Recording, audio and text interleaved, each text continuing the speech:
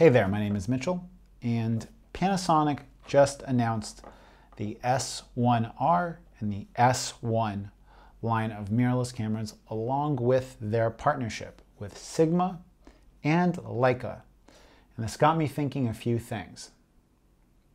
Before we jump into that, if you are new to my channel, I make videos about the tech I use every day, the equipment I use to create photographs and video here on YouTube, and I'll occasionally have an Adobe Lightroom or an Adobe Premiere tutorial. For those interested in travel and living abroad, I do live in Hanoi and I have a second YouTube channel that I will link up here just dedicated to that. So Panasonic announced at Photokina that they are partnering with Sigma and Leica to produce a line of full-frame mirrorless cameras. And these cameras are kind of squarely set to challenge Sony, at least. And the S1R is going to be a 47 megapixel monster of a camera.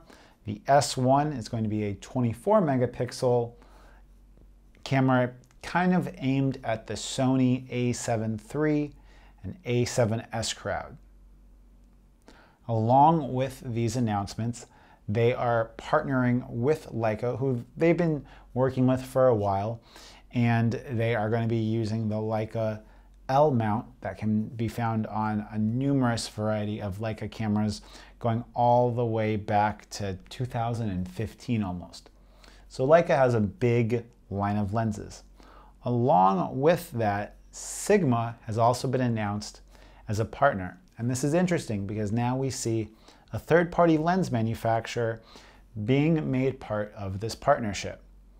And at least right off the bat, the first thing I'd like to address is this Sigma partnership. Now, Sigma's come under fire lately because they have been making their new E-mount lenses essentially a slightly modified version of their current lenses for Nikon and Canon, meaning you don't get any of the added benefits of the shorter flange distance.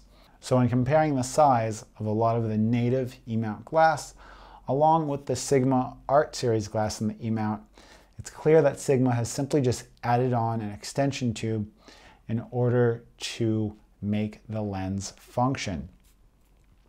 Now, the fact that Sigma is coming on as a partner with this gives them an excuse at least to re-engineer a lot of their current glass or a lot of their lenses to fit the shorter flange distance, because on these new Panasonic cameras we're going to have a 20 millimeter flange distance, and we're going to have a lens diameter opening of 51 millimeters, so it's slightly smaller than Nikon and Canon.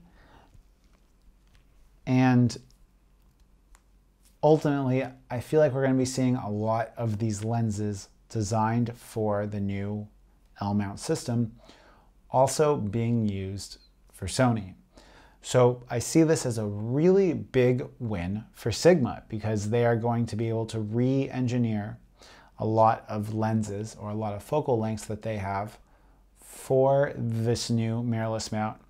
And on top of that, because of the shorter flange distance, they are setting themselves up to release lenses for the Nikon Z mount and the new Canon RF mount, because all of them feature shorter flange distances, and that means that if you are producing lenses with a shorter flange distance taken into account, it's not that difficult to at least make the proportions and make the sizing work for other mirrorless systems. So I see this as a big win for Sigma. Now, I don't see this doing a whole lot for Leica. The Leica shooters that are currently on the market are more likely than not able to afford their expensive Leica lenses. And for people that can't, I don't see these inexpensive lenses necessarily being enough of a motive to switch to a premium camera band like Leica. So Leica will have more inexpensive or more budget lenses available, but I don't see this as necessarily being a big win. Now, reading over the press release on the new S1 and S1R, they have announced that they're going to be using contrast detect AF, and they will be making updates to their depth from defocus autofocus system. And I find this particularly interesting because although the depth from defocus autofocus system is incredibly accurate, it's not as quick or responsive in many ways as a phase detect autofocus system. What the depth from defocus auto system does require, though, is a lot of machine learning and computational power, which they actually mention when talking about this new camera. In regards to the AF, they are describing the autofocus system on the S1 and S1R as, and I quote, deep learning AI. And as I've mentioned before in my video about the new GoPro that was just announced, link to that up here, as well as speaking about the new Fujifilm cameras and their reliance on processing power, link to those up here as well.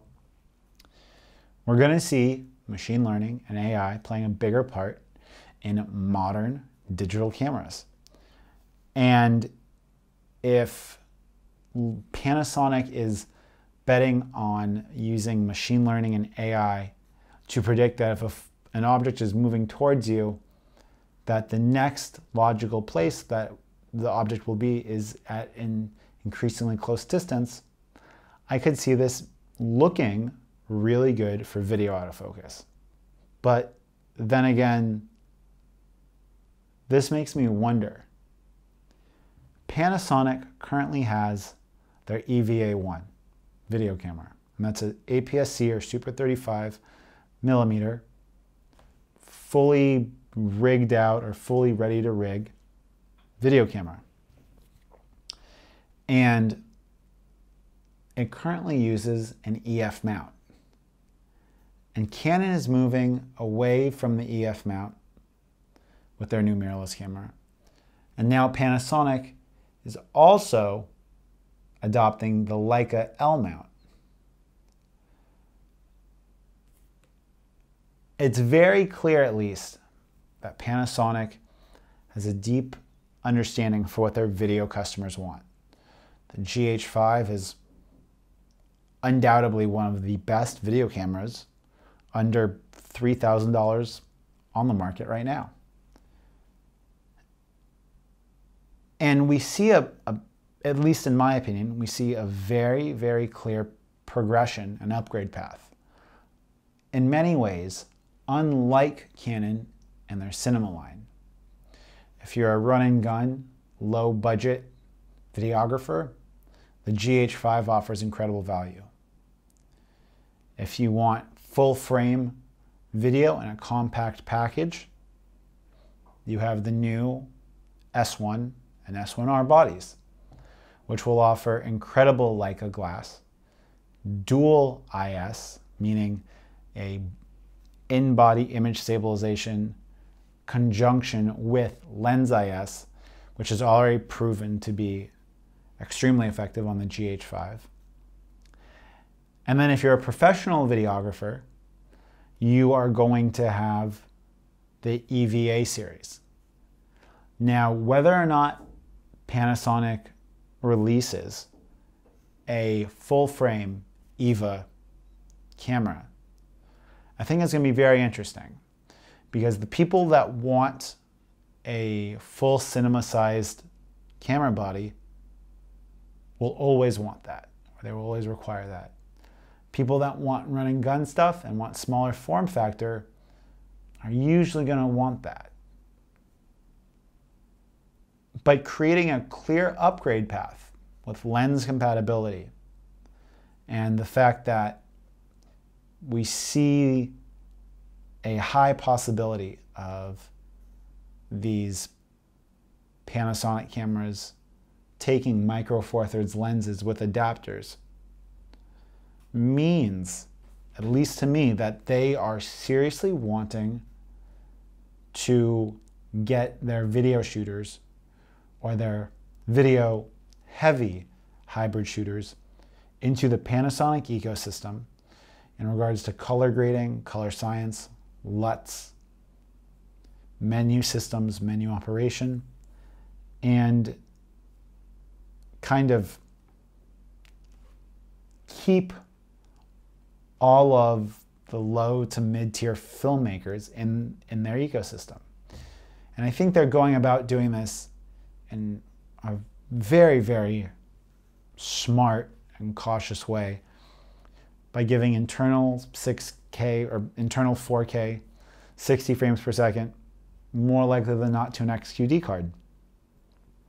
Whether or not that does 10-bit 422 or 8-bit internal is yet to be seen. But undoubtedly, Panasonic is going to take their dominance in the micro four thirds realm and apply it to the video side of this full frame camera. And ultimately, I think that possibly one of the biggest and most interesting comparisons that we're going to have is going to be seeing which type of shooter opts to go into the Sony ecosystem and which type of shooter goes into the Panasonic ecosystem. I think and I'm hoping that Sony is going to continue dominating low light video with the next A7S model.